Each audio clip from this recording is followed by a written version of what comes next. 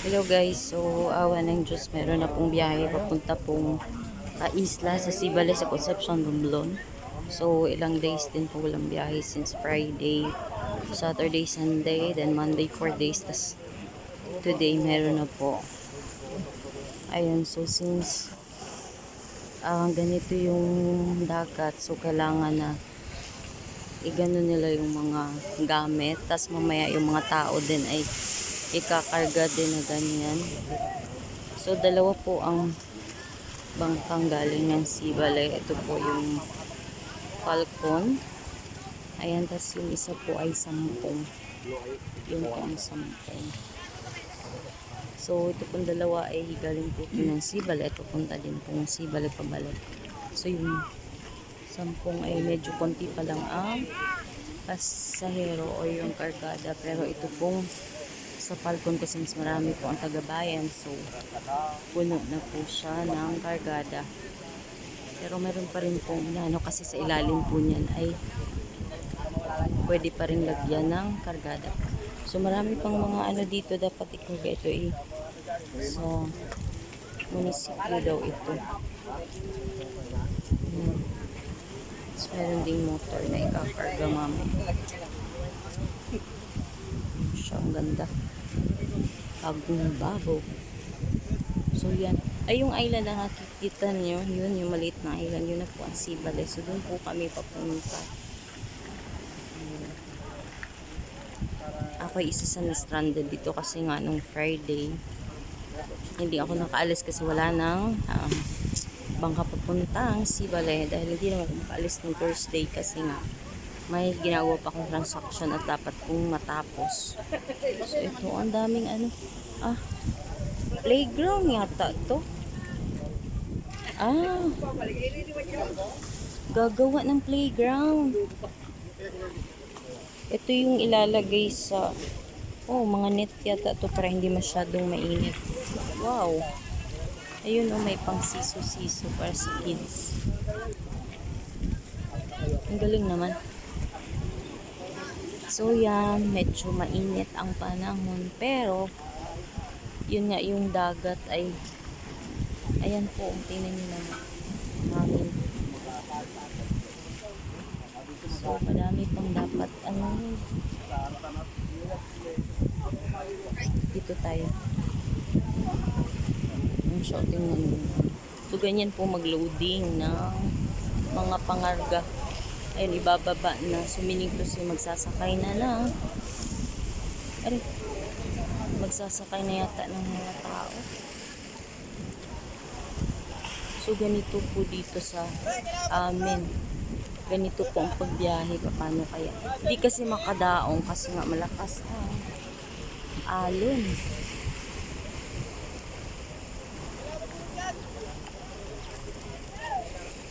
Sabi kalmado daw, pero bakit ganito?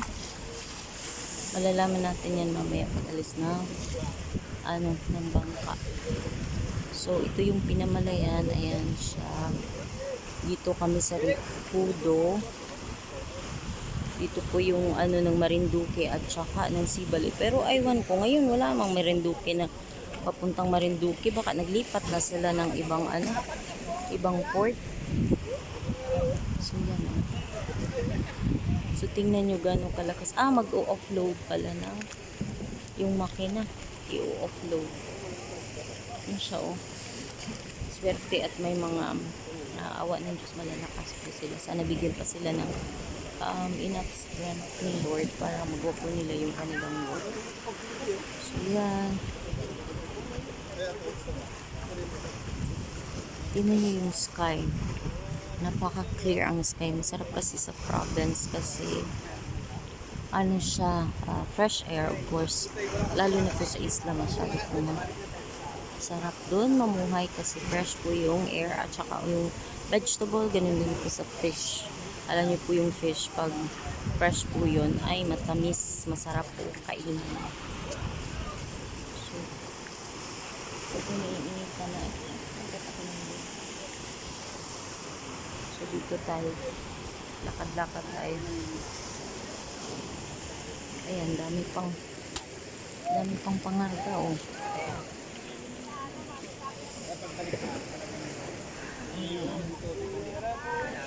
Dahil pang pangarga dito.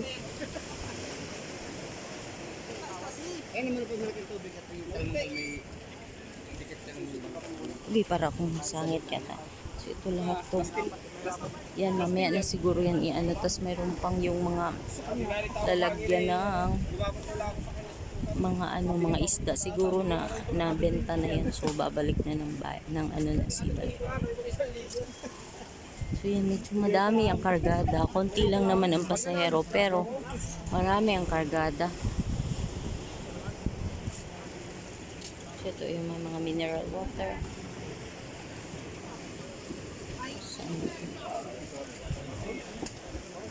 Medyo mainit. Alam nyo guys, ang ganda ng ano. Ano kaya ako ano dito? Baka naman ako yung ano na ako babalik.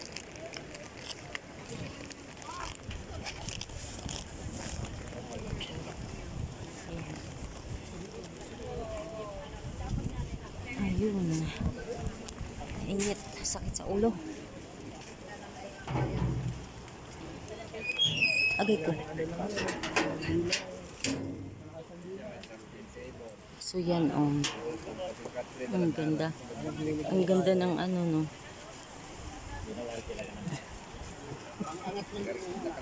Diba, ang ganda. Tapos tingnan niyo yung dito na side. Diba? Dami din, siguro pang 10 siguro to. Nauna din sa kabila kasi nga yung doon yung naglo-load yung porter. Yun na yun, sisipag. Bata pa nila pero masipag na sila. Ay, mainit. Sumasakit ulo ko. Very clear ang sky pero malakas nga yung hampas ng alon.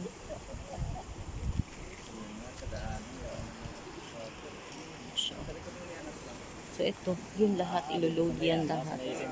Papuntang Sibale.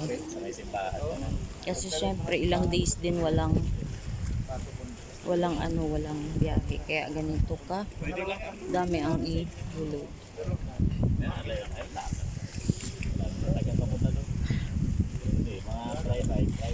Yan, tingnan nyo guys, paano sila mag-load.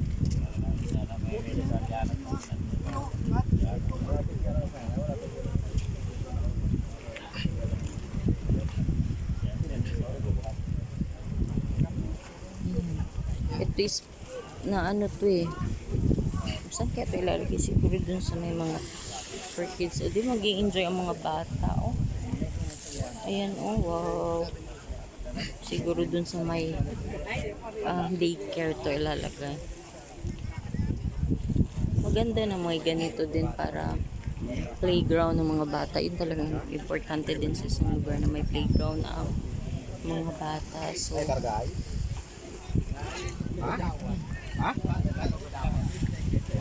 ito, dami. Kaming lahat ay papunta na Sibale. Parang ang init. Usually, maalis to ng 10. 10, ay sana ba yun? 10, pero ngayon ay malilate yata. Dahil nga sa madami pang ilulog.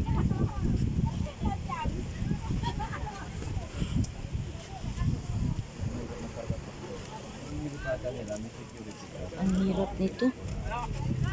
Takot sumamaya na naman. Ayan o. Tingnan mo o. Pag nag-ano yung alon. Bigas ko sa kalaki wala.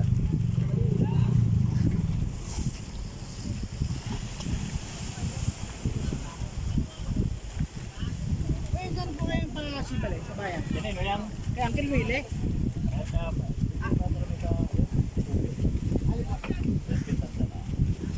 Ano sinagyan mo? Hindi ko madadali yan, malalim mo. Ay, wala po. Ano lang po ako, kalakan niya. Baka mabasa. Oo, nabasa. Basa yung nasama yan? Oo. Yun yung isa.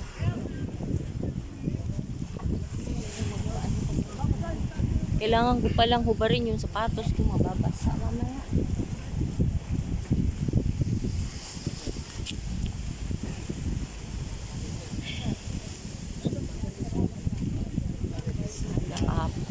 na sana ako. Ano?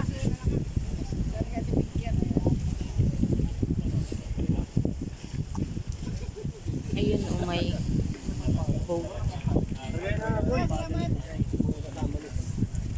Dahil ang mga bate ni Balidagat. Okay.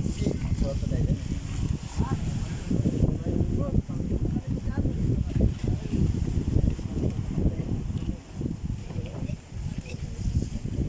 Pusyo. Lalapit na ba yan dito? Lalapit na. Or, ano ba tayo? Is lalagay din sa balikat. Aroy.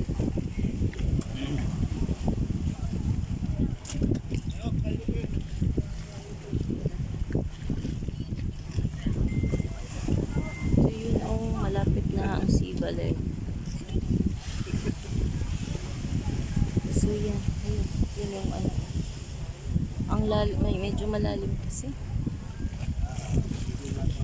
Basa talaga tong ano. Plano ko pa naman mag-short pero hindi ako nag-short. Yan. Ayun yung ano, oh. Yan, fishing boat.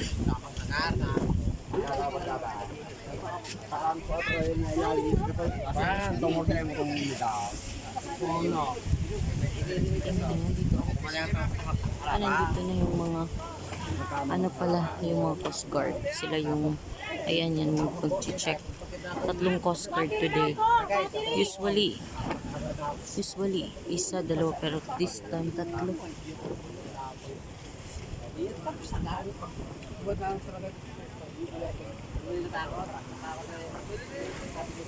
Saludo talaga ako sa mga nagkaano, yung mga nagkakarga.